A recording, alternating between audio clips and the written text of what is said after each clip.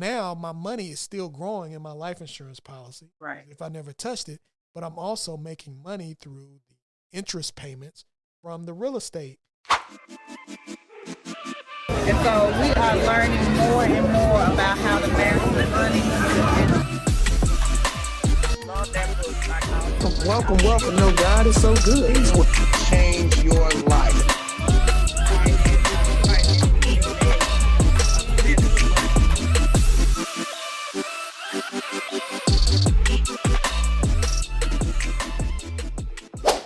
Welcome everyone to another episode of Mastering Money Mondays, where every week we infuse a topic that we can all use to help us transition from one of being a debtor and or saver into one of being a wealth creator. I am Mr. Green, and by day I am a retirement plan manager, but by night I am an investor and an entrepreneur, but most of all, a financial freedom fighter. Awesome. Hello, everyone. My name is Cynthia Pete. I am a real estate investor. I am an IT project manager by trade, but my purpose in life and my goal is to be your financial freedom fighter. Awesome. So why do we have Mastering Money Mondays? Why do we have this show? Why do we have this podcast? It's very simple. One, we've been taught how to make money, right? Go get an education, get a job, climb up the corporate ladder. Right? Two, we've been taught how to manage money. So put your money in a checking and a savings account or your retirement savings plan like your 401k or your 403b. But we have not been taught how to master money, meaning multiplying your dollar over and over and over and over again, becoming pregnant with possibilities. So as Cynthia and I are on this financial journey and we're learning from 7 and 8-figure earners, we have decided to pour back into community and share with you all what we are learning on our journey in order for us all, again, to transition from being a debtor and or saver into a wealth creator. So episode 16, first of all, make sure you like, subscribe, tell your mama and them, okay, about it.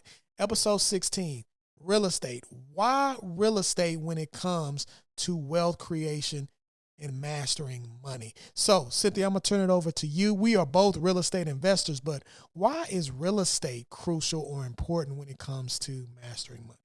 Right. So, one, I think wealth is built on supply and demand. There is no more land. Whatever God created in the beginning, it is finished. It is finished. It is here. And so that creates a demand. I mean, we even see that we're in Dallas, Texas. We see that here in Dallas, Texas. We've had this influx from California and the North in general. And it has pushed up the prices of housing, not just COVID and inflation, but, everybody moving here. Also, real estate is the biggest wealth generator in this country. Anybody who is a millionaire, or I wouldn't even say millionaire, but anybody who is wealthy, real estate is a part of their portfolio. Real estate is the number one wealth creator for individuals, meaning their houses, right? And right now, the wealthiest of the population is the baby boomer generation. Why? Because they bought houses at $50,000. That is now worth $500,000. I don't even want to tell, man. I'm sorry, man, but this is true. No, my mama told me what her property taxes was. I doggone near flipped out.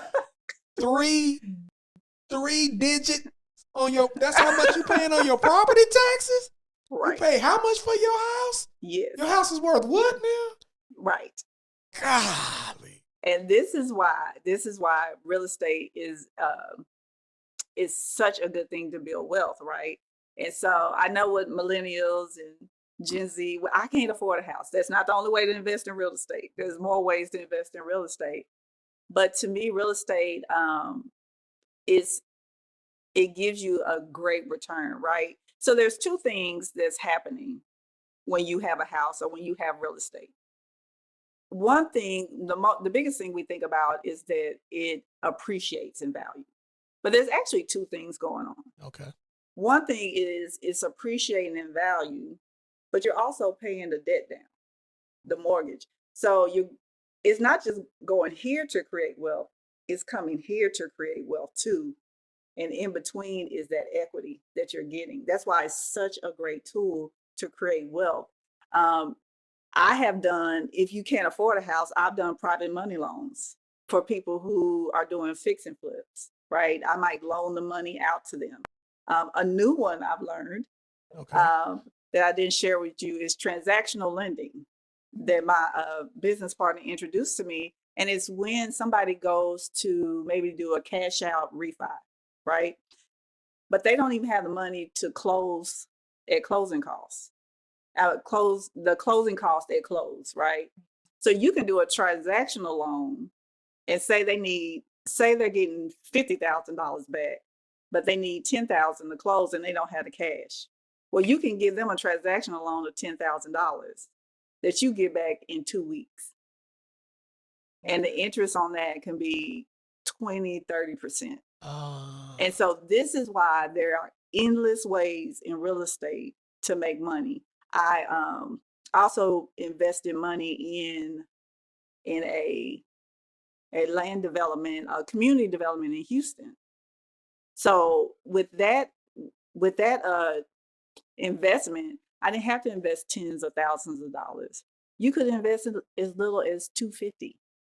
But the beautiful thing about real estate is there is always a way to make money. Always. Wow. Good game. Yeah, I love what you said there about the just various ways of getting into real estate, because when we initially sought out to get into real estate, we were looking at multifamily property, residential properties. And going back to some of the previous episodes that we talked about with inflation and with the interest rates and the prices of homes going up all pretty much at the same time, it made it very challenging. And so we made a pivot, actually an unexpected pivot, but we went into private equity lending as a result. And basically, just in layman term, that means we just loaning money to the people who wanted to get into real estate deals. And so had never thought about that, but am glad to have learned or at least enter into real estate in that way, because prior to that, the only experience that I had around real estate was purchasing our primary residences.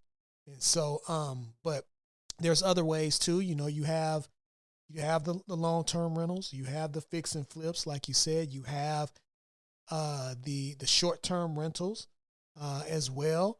You also have the lending, the transactional lending, like you just made mention of. You also have what else I'm thinking about? I have to. It's coming to me, but I have to think about it. But there's so many different ways. Real estate investment trust. That's another way that you can get into real estate. That's REITs. REITs. REIT. Right. So that's an opportunity, especially. You mentioned low barrier of entry. Yeah. So that gives you an opportunity to get into real estate, low barrier of entry. Some REITs actually pay out, great returns, dividends as well. So look into that as well. If you're interested into learning more or getting into real estate, that may be a lane for you also. So there's just so many tentacles. One thing I like about real estate is, I'm a copy and paster. Like I'm a rinse and repeat kind of guy. Or at least I'm thriving to be. And so success leaves clues. And like you were talking about, the wealthy, 90% of individuals that we would consider wealthy have their hands in real estate. But when you think about, or you look at, or you even read some of the materials from some of the individuals that are wealthy, they always include real estate into the top asset classes that builds wealth.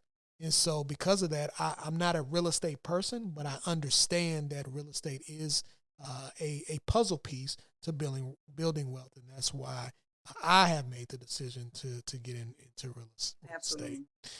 So, and then it's something you could pass down too. I mean, it's generational. And so for individuals that are interested in building generational wealth, leaving a legacy behind, real estate is also a great opportunity, a great vehicle to allow for you to do that. Yeah.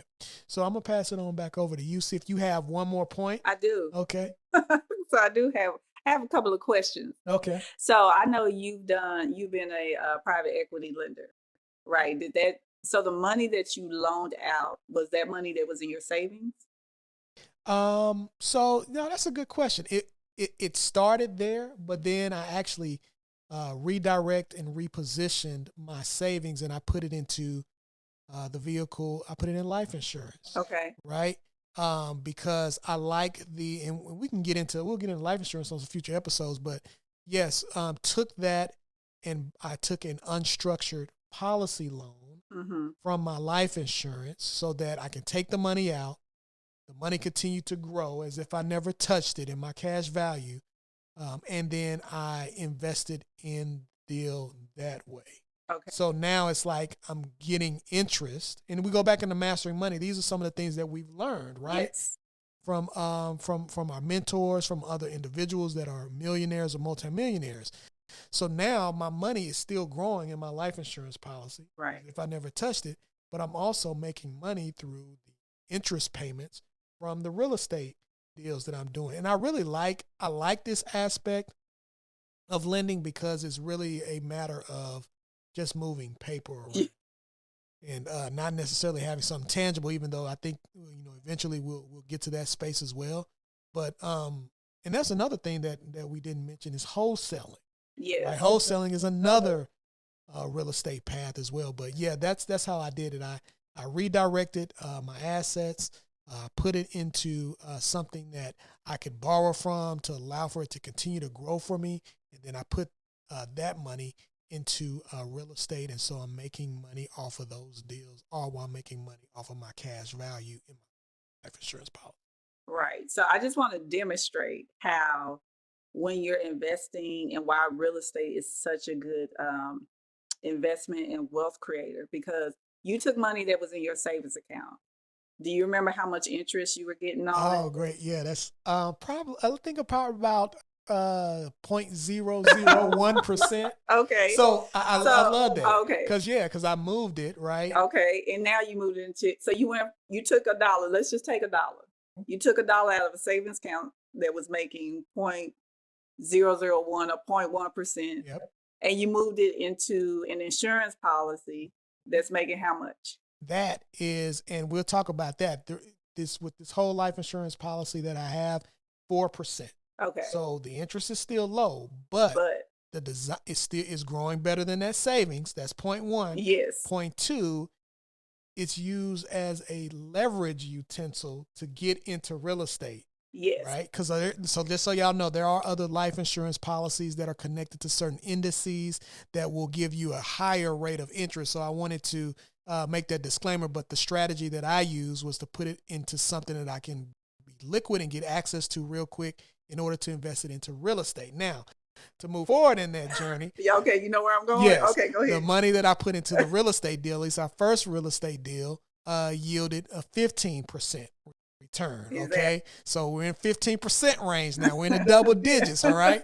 Yes. And then the second deal that we did is yielding a 20% return. Right. So that's, if you check out our previous episode, we talk about make interest your interest. Right. Yeah. And so this is what we're talking about. Right.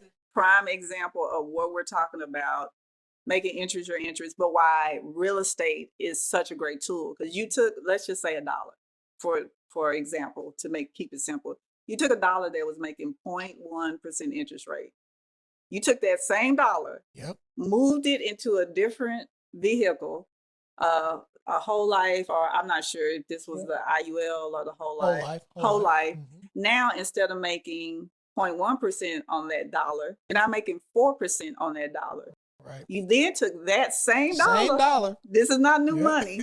You took the same dollar and then invested it in real estate that's giving you a 15% return and 20% return. Yes. Ladies and gentlemen, this is why real estate is a great vehicle to build wealth. Absolutely. Cool. So with that being said, Cynthia, I'm going to turn it on to you so you can close us on out. All right, guys, thank you for joining us. As usual, we are here every Monday, dropping gems, just trying to change your mind. Just remember, You are managing money. You are not mastering. We are taught to manage money. What we come on here every Monday is to teach you how to master money. So I hope we dropped something that was useful, that you can chew on and maybe even implement. We'll see you next Monday. Bye-bye. Take care.